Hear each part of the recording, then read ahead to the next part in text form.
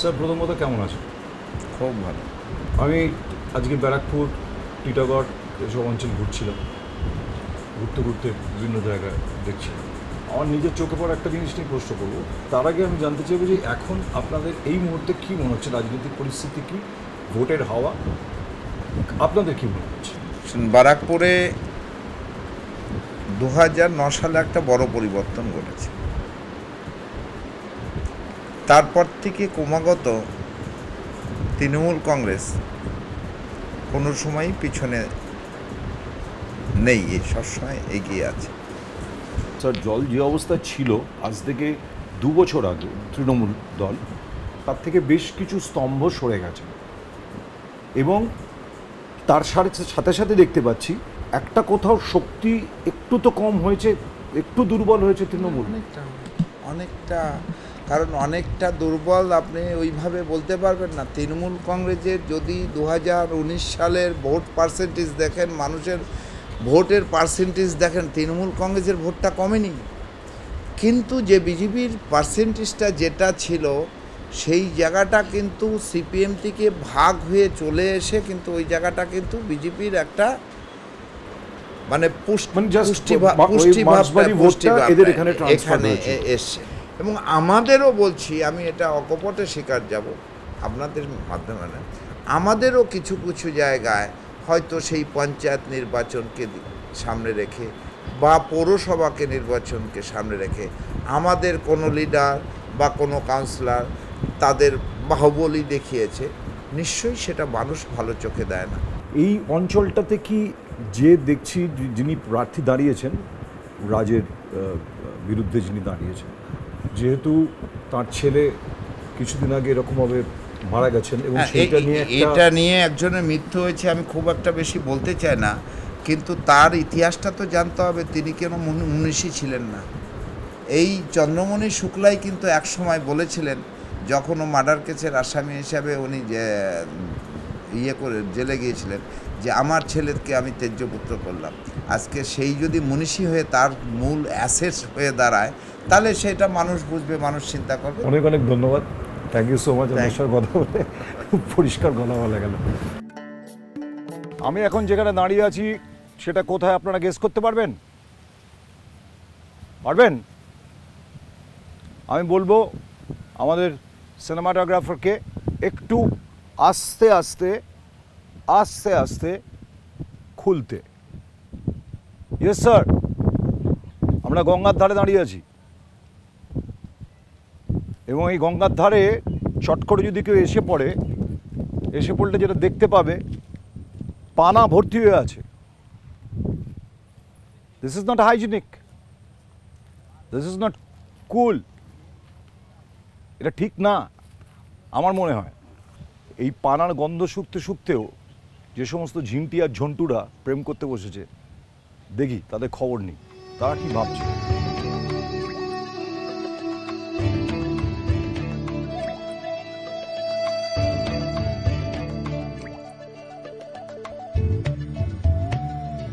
কতদিন বিক্রি করছে?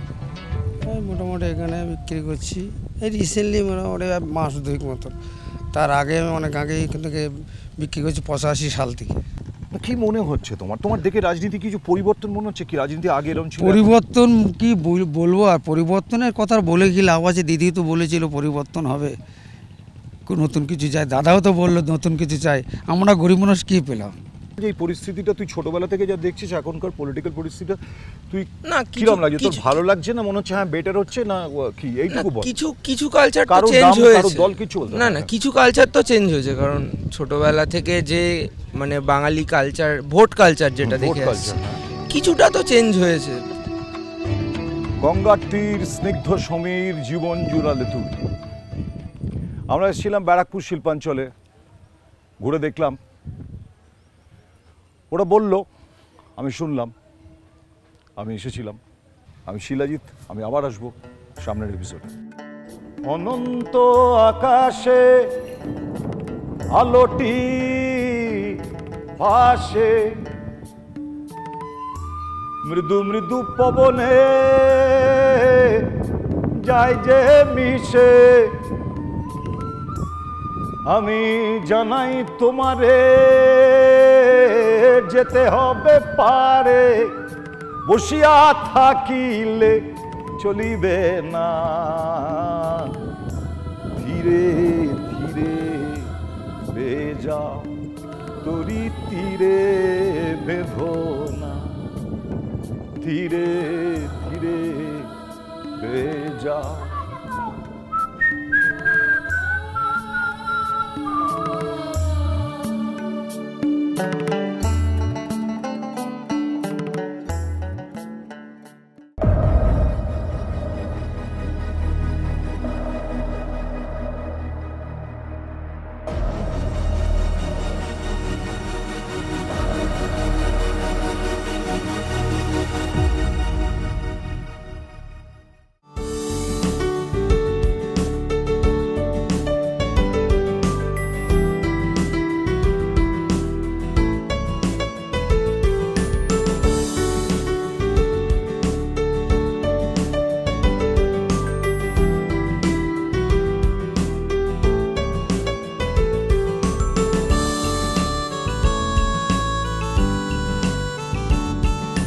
আজকে আমরা যাচ্ছি যেরকম প্ল্যান করেছিলাম তার থেকে একটু অন্যরকম প্ল্যান করতে হচ্ছে। রুট প্ল্যানটা আমরা আগে যাব টিটাগড়, টিটাগড় যাব, তারপর সেখান থেকে ব্যারাকপুর আসবো। একসময় তড়িৎ তোপদার, ওনার নাম শুনলে শুনেছি বাঘে গরুতে এক ঘাটে দলকে, তো এখন কার নাম শুনলে কারা কারা একসাথে জল খায় সেটা একটু দেখতে যাও।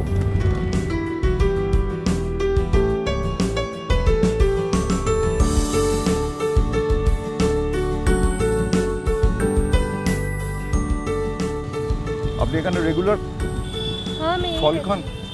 यहीं रहती हूँ मैं। আচ্ছা, কত দূরে থাকেন এখান থেকে? वो उसी फ्लैट में रहती हूँ। আচ্ছা আচ্ছা, আপনি জানেন এখানে একটা সাংঘাতিক মার্ডার হয়ে গেছিল? আপনি জানেন না? খবরের কাগজেও পড়েননি? আচ্ছা, আমরা একটুখানি দোকানটায় যাবো, যে দোকানটাতে সিসি ক্যামেরাটা ছিল।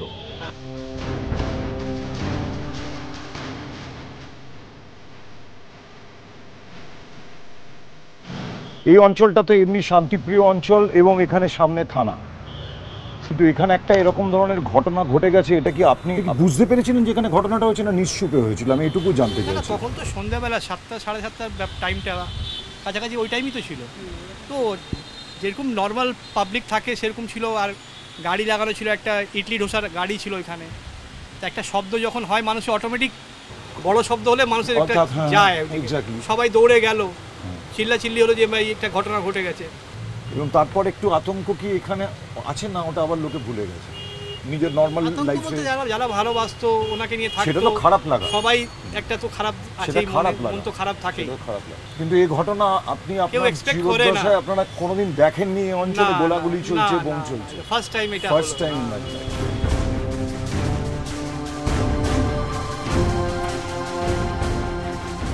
কি নাম দাদা আপনার? আমার আমির হোসেন। আমির হোসেন, কোথায় থাকেন? এখানেই থাকি। এখানেই থাকেন। আপনার নাম? রমেশ রাও। রমেশ রাও।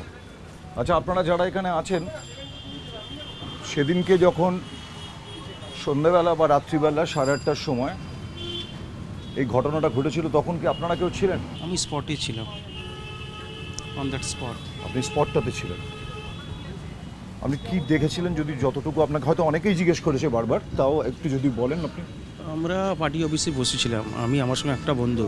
আচ্ছা, দাদার গাড়ি এলো 8:25, 8:20-25 দাদা এলো। আর হঠাৎ দাদার গাড়ি স্করপিও দাঁড়িয়েছিল, 4-6টা ছেলে আমাদের লোকাল ছিল, গাড়ি থেকে 4জন, বাকি 2-3 জন ছিল। আমাকে ডেকে কথা বললো, তারপরে দেখছি একটা বাইক ঘুরে পরপর ওনার উপর গুলি চালানো আরম্ভ হলো। তো গুলি যখন চালালো, সবাই পালালো, সবাই। দাদাও এক কদম আগে যাচ্ছিল, কিন্তু ওখানেই ওনাকে করা হয়েছে।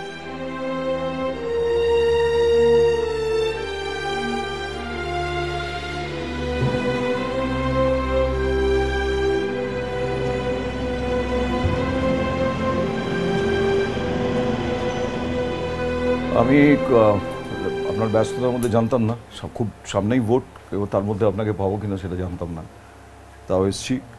আমি এসেই আমার একটুখানি বিব্রত লাগছে নিজের, কারণ আপনার পরিবারে এত বড় একটা শোক আপনি সামলে উঠেছেন।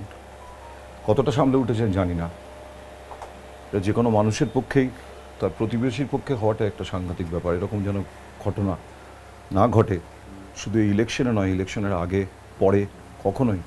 এত কাছের একটা মানুষকে হারানোর পরেও রাজনীতিতেই আবার আপনি সেটাকে আশ্রয় করছেন।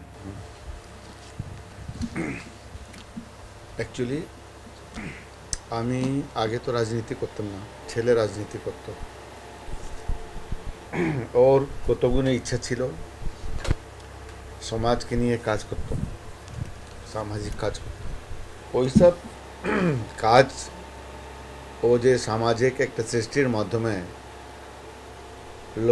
গরিব লোকের পাশে দাঁড়ানো, তাদেরকে হেল্প করা 500 गरीब ছেলে মেয়ে বাচ্চাদেরকে পড়াতো। मैं भी पढ़ना चाहता हूँ। সে প্রোগ্রাম এখনও চলছে, ক্লাস 5 অবধি হয়ে গেছে, আরও হবে। আমি সেটা কন্টিনিউ করবো। ও বিভিন্ন কাজ, হ্যান্ডিক্যাপদের সার্টিফিকেট তৈরি করিয়ে দেওয়া, গরিব 3-4টে বাচ্চাদের ওপেন হার্ট সার্জারি নিজের পয়সা করিয়েছে, বাচ্চাগুলো বড় বড় হয়ে আছে, সোশ্যাল অ্যাক্টিভিটির সঙ্গে যুক্ত ছিল। কি এমন সাংঘাতিক ঘটলো যে আপনাদের মনে হচ্ছে, এটা তো সন্দেহ হয় যে কেন আমার ছেলেকে মারা হয়? হ্যাঁ, এই কথাটা একদম সত্যি। এটা আপনাদের কি মনে হয় কেন? হ্যাঁ, বলে দিচ্ছি। মনীষ 7 মাস আগে বিজেপি জয়েন করেছিল, তার আগেও তৃণমূল করত। এইখানকার যে লোকাল লিডার তারা সব ওর পেছনে থাকতো, কারণ হচ্ছে মনীষের কাছে লোক ছিল। এইদিকে আমাদের 2টো মিউনিসিপ্যালিটি যারা চেয়ারম্যান ছিলেন তাদের সঙ্গে ওর ঝগড়া ছিল রেগুলার, তাদের সঙ্গে কেসও চলছিল। তৃণমূলের মধ্যে থাকলেও ওদের সঙ্গে ঝগড়া ছিল, গোষ্ঠীদ্বন্দ্ব ছিল। তারা মনে করেছে কি যদি এ বিজেপিতে চলে যায় তাহলে ব্যারাকপুর আমরা হারিয়ে যাব। দিস ইজ দ্য রিজন যার জন্য মনীষকে এত টাকা ফান্ডিং করে মারা হয়েছিল। অনেক ধন্যবাদ এতক্ষণ আমার সঙ্গে কথা বলার জন্য। ভালো থাকবেন, ধন্যবাদ, অল দ্য বেস্ট ইলেকশনের জন্য।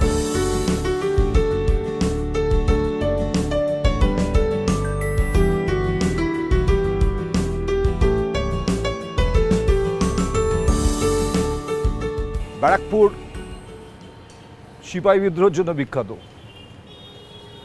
আর এখন ব্যারাকপুর আর একটা কারণে বিখ্যাত, দাদা বৌদির বিরিয়ানি। সেই জন্যই এলাম, এবং এসে যেখানে এলাম সেটার ভোল পাল্টে গেছে।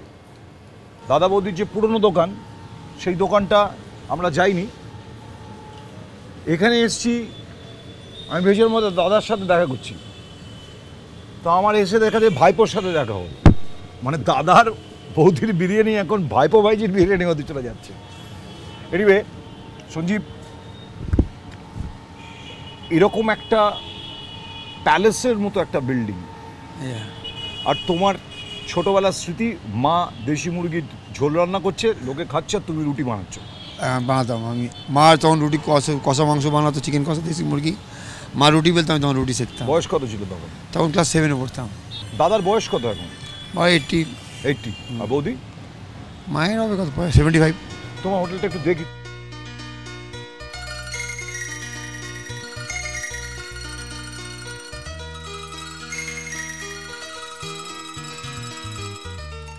এই যে 35 বছর ধরে তোমার মোটামুটি তুমি সজ্ঞানে ব্যারাকপুরকে দেখছো, ব্যারাকপুরের রাজনীতি কি বুঝছো তুমি? ব্যারাকপুরে তোমার এত মানুষের সঙ্গে আলাপ হয়, এত লোকজন এখানে আসে। তোমাদের আগে দোকানে কত অ্যাকোমোডেশন ছিল বলে, পুরনো দোকানটা? 20-25 জন লোক ছিল, কিন্তু সারাদিনে কিছু নলে 1000-এর ওপর লোক খেত, বিভিন্ন বাসে চলত। কিন্তু এখন তোমাদের সেই সংখ্যাটা বেড়েছে অনেক। কি বুঝছো না? কেউ সঠিক বলতে পারছে না, সব মানে কেউ দু পার্টি সাসপেন্সে আছে। বিজেপিও খুব এ করেছে, বলতে পারছে না আমরা পুরো আসছি, মানে লোকের এটা বেসিক্যালি।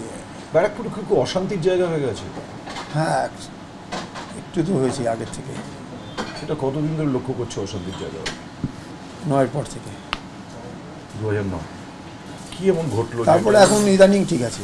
এখন আবার ঠিক আছে। হ্যাঁ। কোনো পার্টির লোক কখনো এসে বলে না আমার 50টা লোককে খাওয়াতে হবে? না না ওরকম কিছু সত্যি কথা বলে না। কোনো নেতা কখনো বলেনি হ্যাঁ না, সেটা একটুখানি হয়। সঞ্জীব ভাই 50টা লোককে খাওয়াতে হবে? না না ওরকম অত প্রেশার নেই। অত পেশান 4-5 জনের আছি। তুমি রাজনীতিতে আসছো না কেন? আমার কাছে অফার এসেছিল। এসেছিল? হ্যাঁ এই দাদা দেখেছো ঠিক জায়গায় ধরেছি। হ্যাঁ হ্যাঁ পিকের তরফ থেকে। আচ্ছা কি বললে? না আমার ডকুমেন্টও নিয়ে গেছে, আমি অত পড়ালেখা নেই আমি, আর আমি সময়ও নেই আমার। Thank you so much.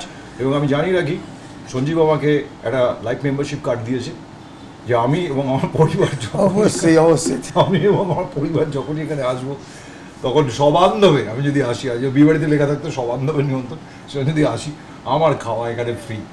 টুকটাক যাওয়ার পথে 2-3 মাসে 1-2বার আসি। আমার লাইফ মেম্বারশিপ কার্ডটা তখনই খরচা করবো, তোমাদের কার্ড না থাকলেও এসে খরচা করবো, কারণ এরকম একটা অ্যাম্বিয়েন্সে ফ্যান্টাস্টিক দাদা বৌদির বিরিয়ানি লাইবা। দেখা হচ্ছে একটু বাদে, খেয়ে নি, ডোন্ট ডিস্টার্ব।